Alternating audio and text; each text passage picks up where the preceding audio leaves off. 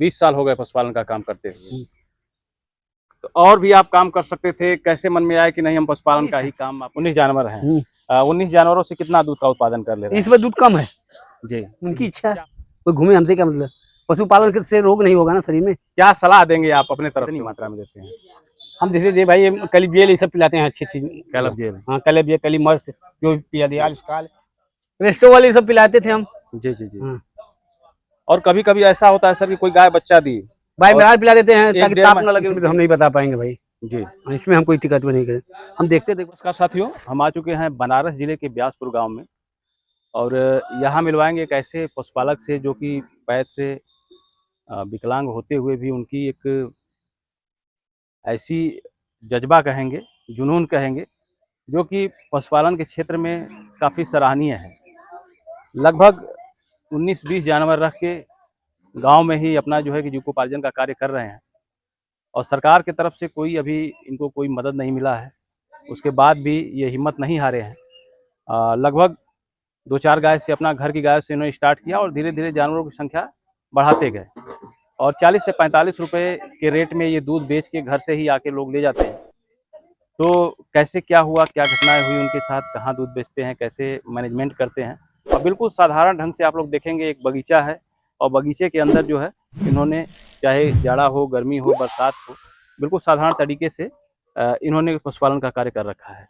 काफ़ी सराहनीय है और लोगों को कुछ सीखना चाहिए इनसे, जो कि अपना समय की बर्बादी करते हैं, गांव में रहते हैं इधर उधर। इनसे बहुत कुछ सीखने को मिलेगा और आपसे रिक्वेस्ट करेंगे कि वीडियो को प्लीज़ पूरा देखें, स्किप करके ना देखें, और उससे पहले कहेंगे वीडियो को एक लाइक कर दीजिए। नए व्यूअर्स रिक्वेस्ट करेंगे कि चैनल को सब्सक्राइब करना ना भूलें। मित्रों, आइए हम आपके बारे में, आपकी जर्नी के बारे में जानते हैं। आइए इनसे बातें करते हैं। नमस्कार चाचा जी, अपना नाम और यहाँ का पता बता दीजिए। सुधीर कुमार चौबे, दिव्यांग, ग्राम ब्यासपुर, चुकहा, वाराणसी। कब से ये गौपालन का काम, कब से पशुपालन काम कर रहे हैं आप? लगभग 20-25 वर्षों से। 20 साल हो गए पशुपालन का काम करते हुए। तो और भी आप काम कर सकते थे, कैसे मन में आया कि नहीं हम पशुपालन का ही काम, आपने इसे क्यों चुना? हम बीएससी किए हैं पीएमएस ग्रुप से जी, क्योंकि हमारी इच्छा पशु सेवा करना था जी। और उसी में लीन हूँ मैं। तो जब शुरुआत किए थे आप पशुपालन वाला, तो उस समय कितने जानवरों से स्टार्ट किया था? उस समय 10-12 थे, 8-10-12 हरदम रहते हैं। 12 जानवर शुरू में ही आपने ले लिए नहीं थे हम, ऐसी बार हमारा घर के हैं सब, तो करते हैं। शुरुआती दौर में आपने मतलब कितने जानवर रखे थे उस समय? उसमें 4-5 थे। 4-5 थे। तो कहीं से खरीदा था या फिर? इसमें खरीदे नहीं है जी। तो क्या मतलब इसी से बच्चे पाल के बना किए हैं। अच्छा, अपनी बच्चियां खुद तैयार किए हैं? हाँ। क्या अंतर होता है लोग जाके जो कि बाहर से गाय खरीद के लाते हैं और एक अपनी घर की बच्चियां तैयार करते हैं? घर की बच्चियां अच्छी निकलती हैं, जो अच्छी निकलती हैं उसको रख लेते हैं जी। हाँ। लगभग कितना एक बच्चिया तैयार करने में खर्च आ जाता है? अरे खर्चा तो बहुत आता है, 70,000 80,000 एक बच्चिया तैयार करने में। हाँ। तो उतना में तो आप नई गाय भी खरीद सकते हैं अच्छी क्वालिटी। हमको नई गाय से नहीं ना है, हम अपनी सेवा करते हैं, पशु सेवा करते हैं। जी। कौन कौन सी समस्या इस क्षेत्र में आती है सर, थोड़ा उसके बारे में बताइए। समस्या क्या है? हमारे यहाँ कोई समस्या नहीं है, थनैली का रोग है, सब ठीक हो जाता है अपने आप। तो क्या करते हैं अगर किसी गाय को अगर थनैला हो गया तो क्या करते हैं आप? सुई दवाई करते हैं अपना, मतलब स्वयं कर लेते हैं? स्वयं कर लेते हैं। अच्छी जानकारी है आपको? हाँ, डॉक्टर से थोड़ा बहुत राय लेके। जी। और एक समस्या और भी आती है इसमें, जैसे बार बार कंसीव नहीं करती हैं, सीमन लेती हैं, रुकती नहीं। वो भी समस्या हल कर लेते हैं। कैसे करते हैं, थोड़ा हमारे पशुपालक भाइयों को बताइए, थोड़ा सा छाया में हो जाइए। उसमें कीड़ी की दवा देते हैं ना, समय समय कीड़ी की दवा देते हैं, कैल्शियम देते हैं। जी। हाँ। तो और क्या उपाय? हमारे यहाँ ये समस्या नहीं है कोई, मतलब रिपीट ब्रीडिंग की समस्या नहीं है? नहीं है। क्या वजह है इसके पीछे? उनको मिनरल देते हैं, कैल्शियम देते हैं समय समय से। जी। आप बिल्कुल, हम देख रहे हैं सर, साधारण ढंग से बगीचे में जो है ये जानवरों को रखे हैं अपने। शेड वोड नहीं बनवाए इनको, जैसे जाड़ा? शेड अब मिला है जाके सरकार द्वारा। कितने दिन इसी में रख रहे थे? हाँ, इसी में रख रहे हैं खुले। क्या जाड़े में या फिर बरसात में इन्हें दिक्कत नहीं होती है? लोग कुछ नहीं दिक्कत है, कोई परेशानी नहीं इनको। लोग कहते हैं कि बरसात के दिनों में अगर हमारे जानवर भीग गए तो बुखार आ जाता है। हमारे ऐसे बच्चा भी देती है इसी खुले में, मतलब ऐसे 12 महीने रह जाते हैं, आराम से रहती है, खुशी है सब। ठंडी के मौसम में क्या होता है? इसी प्रकार रहती है। दिसंबर का महीना है, दिसंबर कोहरा सब 12 मास इसी पर आती है, खुश रहती है। हम लोग तो आपस में अपने लिए रजाई की व्यवस्था कर लेते हैं, घर में चले जाते हैं, कमरे बंद। इनको रजाई की आवश्यकता नहीं है, ये बड़े खुश रहते हैं जी। मतलब ठंड में भी इनको कोई दिक्कत? हाँ, ये साफ सुथरा हो जाएगा ना। टोटल अभी कितने जानवर हैं सर? इस समय हमारे पास 19 है। 19 जानवर हैं। 19 जानवरों से कितना दूध का उत्पादन कर ले रहे हैं? इसमें दूध कम है। जी। क्या वजह है कि कम है? इसमें पशु बच्चा नहीं दिए, बच्चा देने वाले हैं सब। जी। तो आपने कुछ एक टारगेट बना के रखा होगा कि नहीं इतना? हमको पशु को भोजन करने बदले मिल जाता है, हमको भी थोड़ा बहुत मिल जाता है खाने पीने के लिए, इसी में मैं खुश हूँ। कुछ टारगेट बनाए होंगे कि नहीं 12 महीने हम कम से कम इतना दूध रहेगा तभी हमारे जानवर कोई कमाई करने की खुश नहीं है जी। इनके, ये खुश रहे, हम भी खुश हैं। गौ सेवा के भाव से जो है हाँ, कि गौ आप सेवा मतलब कर रहे हैं। हाँ। क्या खिलाते हैं, थोड़ा फीडिंग के बारे में बताइए हमारे। फीडिंग चोकर खिलाते हैं, गेहूं का, जी गेहूं का दरुआ देते हैं, जी। और कड़वी खरीद देते हैं, तीसी खरीद देते हैं। एक जानवर जो गाय अगर 20 लीटर दूध कर रही है तो उनको 12 किलो 10-12 किलो देते हैं राशन, मतलब दिन का 10-12 किलो राशन देना देते हैं। भूसा 4 किलो देते हैं। क्या क्या मिक्स करना होगा उसमें? चोकर है, गेहूं का दलिया है, जी। और कड़वी खरीद, सरसों की खली है, तीसी खली है। मात्रा भी हमारे सब दर्शकों को बता दीजिए। 10-12 किलो बता रहे हैं। मतलब जैसे अगर चोकर आप ले लिए, चोकर कम से कम 7 किलो रहेगा उसमें। 7 किलो चोकर रहेगा। हाँ। और सरसों की खल, तीसी की खल, ये 100 ग्राम तीसी खल रहेगा, और सरसों खली रहेगा आधा किलो। बहुत से क्षेत्रों में जो डेयरियां चलती हैं सर, गांव की बात मैं कर रहा हूं, आप तो शहर के नजदीक हैं, तो गांव में लोग डिपेंड होते हैं डेयरियों पे दूध बेचने के लिए। बहुत सी कंपनियां जो है फाइटेशनअप के रेट पे उनका दूध के मूल्य का निर्धारण करती है। तो उस स्थिति में क्या खिलाएं ताकि उनके दूध का रेट जो है अच्छा है? मिनरल क्या है? मिनरल चोकर जी, और बेसन खिला सकते हैं 100 ग्राम रोज डेली जी। थोड़ा सा हम आपके बारे में जानना चाहेंगे क्योंकि थोड़ा सा पैर से आप दिक्कत है, किस तरह से ये चीज़ हुआ, हमारे पशुपालक भाइयों को बताइए ताकि वो एक आदर्श बने, आप उनसे आपसे कुछ सीखने को मिले।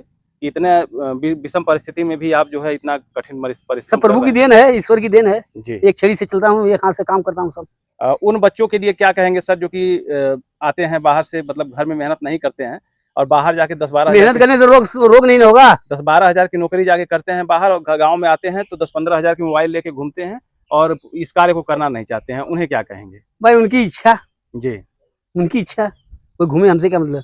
पशुपालन से रोग नहीं होगा ना शरीर में। क्या सलाह देंगे आप अपने तरफ से उनको? भाई अपना करें रोजी रोजगार, जी। और क्या कहेंगे। तो अभी दूध आपका कहाँ जाता है सर? हमारे भतीजा ले जाता है। क्या रेट में बिक जाता है? जो भी रेट ले जाए, हमारा जो रेट ले जाए वो दे दे। लगभग कुछ 40-45 देता है। 40-45 के रेट में आपके दूध का मतलब बिक्री हो जाती है। हाँ। और क्या समस्या आती है? जैसे कभी कभी ऐसा होता है कि जानवर बच्चा देने वाली है, जेर और फंस गया, वो मेटाबोलाइट पहले खिला देते हैं ना। मेटाबोलाइट देना पड़ता है। मेटाबोलाइट पहले खिला देते हैं। कितना दिन पहले से? 20 बच्चा देने के 20 दिन पहले। क्या फायदे होते हैं मेटाबोलाइट? मेटाबोलाइट थन बढ़ जाएगा, दूध देंगी, अच्छा गिरा देंगी, हल्का गिरा देंगे। और खान पान में इन्हें क्या मतलब कुछ, जैसे बच्चा नहीं दिए हैं, गाभिन है, तो उसमें कुछ अंतर करना पड़ता है?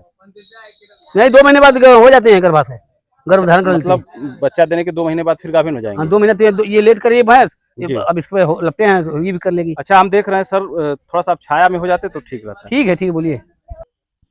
आप 2 जानवर रखे हैं, गाय भी रखे हैं, भैंस भी रखे हैं, दोनों में क्या अंतर होता है? दोनों के रख रखाव में, खान पान में? सब एक ही प्रकार का है भाई, सबको एक प्रकार का भोजन दिया जाता है यहाँ। जी।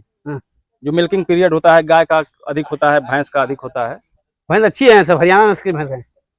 कहाँ बाहर से मंगाए थे इनको? इसमें से 2 भैंस बस खरीद के लाए थे, इसमें 6 हैं। मतलब 2 से आपने 6 कर लिया? हाँ। और गाय भैंस दोनों का मिक्स करके दूध देते हैं। और हरा चारे की क्या व्यवस्था है सर आपके यहाँ? हरा चारा बोया गया है, थोड़ा बहुत दिया जाता है, थोड़ा बहुत।